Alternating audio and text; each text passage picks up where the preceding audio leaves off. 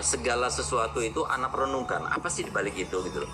Nah, dan diantara yang anak hasilkan dari penelitian secara mandiri, anak ini merasa pasti semua konsep yang disampaikan oleh Nabi SAW itu membahagiakan. Anak sudah yakinkan itu kepada diri anak. Setelah itu anak ajar kepada anak-anak. Sehingga anak sering anak jelaskan kepada beliau, so Alwi, Ahmad, so, ini loh jalan nih kayak gini.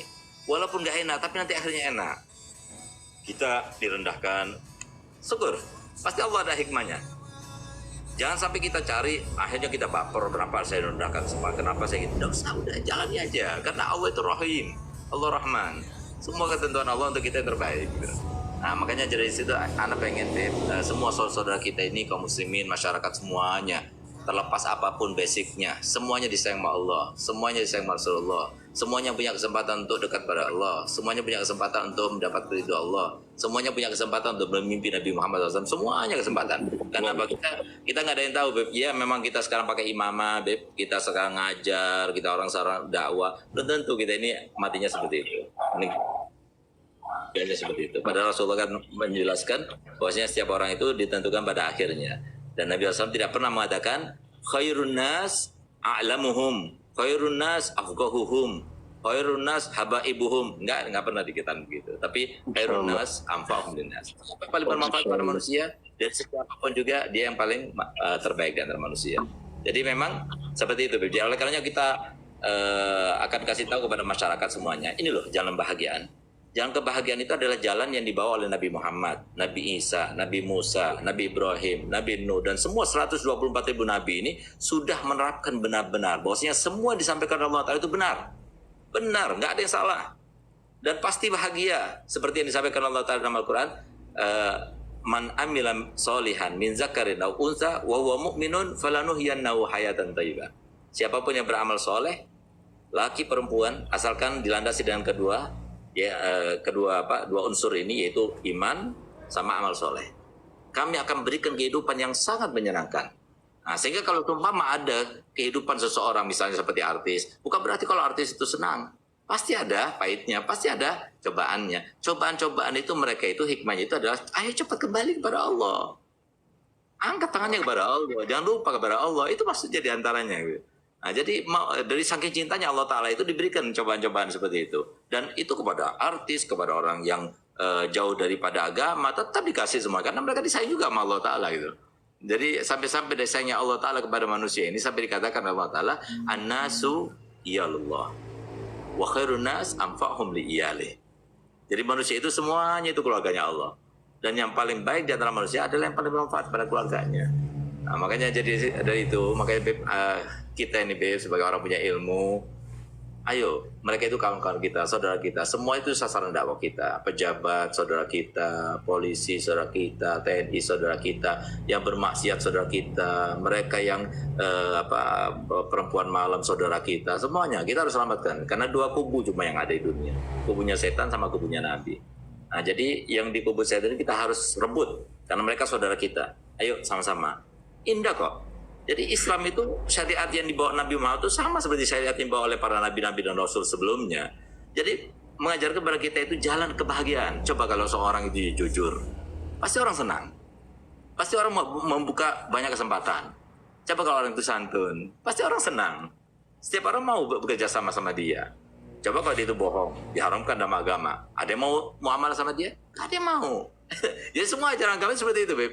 Bakti sama orang tua, menghormat pada orang tua, menghormat kepada yang lebih tua, itu semua ajaran syariat. Indah semuanya indah. Nggak ada yang nggak indah gitu. Jadi nggak bisa ditentang. Sehingga Allah Ta'ala berfirman dalam Al-Quran, walan tajida li sunnatillahi tabdila, walan tajida li sunnatillahi tahwila. Nggak bakal berubah.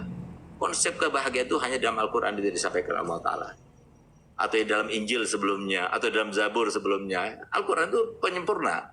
Karena Nabi SAW itu penutup daripada semua syariat, maka semuanya harus ikut kepada apa yang disampaikan Nabi. Tapi syariatnya itu ada syariat yang pernah diturunkan kepada Nabi sebelumnya sama gitu. Jadi kalau saya oleh karena kan ada sebuah pertanyaan yang harusnya ditanya sama manusia. Kenapa Nabi itu jumlahnya 124.000 Nabi? Dan kenapa Rasul itu 313 Rasul? Harusnya kan cukup satu Rasul saja, satu Nabi saja. Nah, kenapa? Karena memang manusia itu di antara sifat kurangnya itu adalah pelupa. Ketika sudah lama tidak bertemu dengan guru, lama tidak bertemu dengan Nabi dan Rasul, akhirnya mereka lupa keimanan, menjauh, menipis keimanannya, merendah keimanannya. Perlu pada penguatan. Akhirnya dikirim oleh Allah Ta'ala Nabi lagi setelah meninggal mereka itu. Terus begitu. Nabi penutup daripada para Nabi. Akhirnya Rasulullah menyatakan, ulama umati ka'ambiya Bani Israel. Jadi ulama umatku itu sama seperti para Nabi-Nabi Bani Israel. Jadi kita harus sayang semua, Beb. Kita harus rangkul semua. Nggak boleh kita itu cuma satu golongan saja. Nggak boleh kita itu mengkotak-kotakan diri di dalam satu partai dan sebagainya. Nggak boleh. Semua partai milik kita. Semua pengurus partai saudara kita, semuanya. Nah, itu yang Anda rasakan dan itu yang dirasakan Nabi. Semuanya. Ketika kita ingat anak-anak muda yang senang kepada Nabi, sampai berkhidmat kepada Nabi, sakit didatangi oleh Nabi. Sampai akhirnya begitu didatangi oleh Nabi, dilihat sudah sakarat, katanya Nabi, ucapkan 2 kalimat syahadat. Aku akan selamatkan engkau daripada api neraka dan aku cari ke rahmat Allah SWT. Akhirnya apa? Dia takut kan ada orang tuanya kan, dia ngeliat kepada ayahnya. Akhirnya kata ayahnya, Ati Abul Qasim, taatlah kepada ayah Abul Qasim. Subhanallah, begitu dia mengucapkan 2 kalimat syahadat langsung meninggal dunia. Lihat bagaimana keinginannya Nabi SAW itu. Sampai ada salah satu Yahudi perempuan yang ketika Sayyidina Abu Bakar Siddiq itu setelah meninggalnya Nabi, itu kadang-kadang kalau sudah sore hari itu datang kepada Sayyidatuna Aisyah. Aisyah, coba kau pikir-pikir, apa yang belum Abah lakukan, yang biasa dilakukan oleh Nabi? Aku ingin melakukannya. Wahai Abah, Rasulullah itu kalau sudah menjelang maghrib, dia itu pergi ke ujung pasar. Di situ ujung pasar itu ada perempuan yang kerja itu mencaci maki Nabi, mengata-ngatai Nabi. Itu oleh Nabi diambilin makanan, disuapin sama beliau. Allah. Sehingga apa? Hanya diambil makanan, disuapin. Ingin seperti yang dilakukan Nabi. Tapi ternyata apa? Begitu dia disuap oleh Sayyidina Abu Bakar, dilepehin sama perempuan itu. Gitu. Kamu ingin meniru ya? Orang yang kemarin suka menyuapin aku ya? Nggak sama tahu katanya.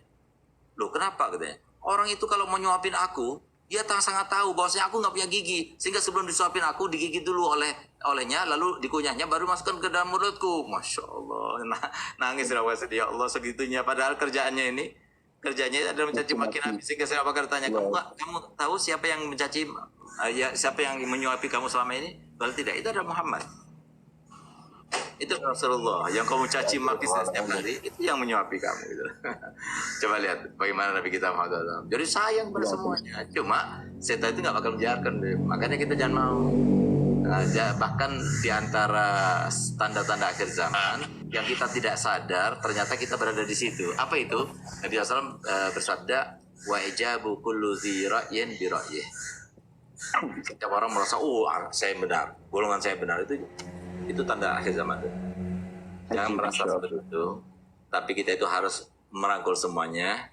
Apa yang kita anggap benar itu kita terapkan, apalagi cuma perbedaan masalah furu' syariah.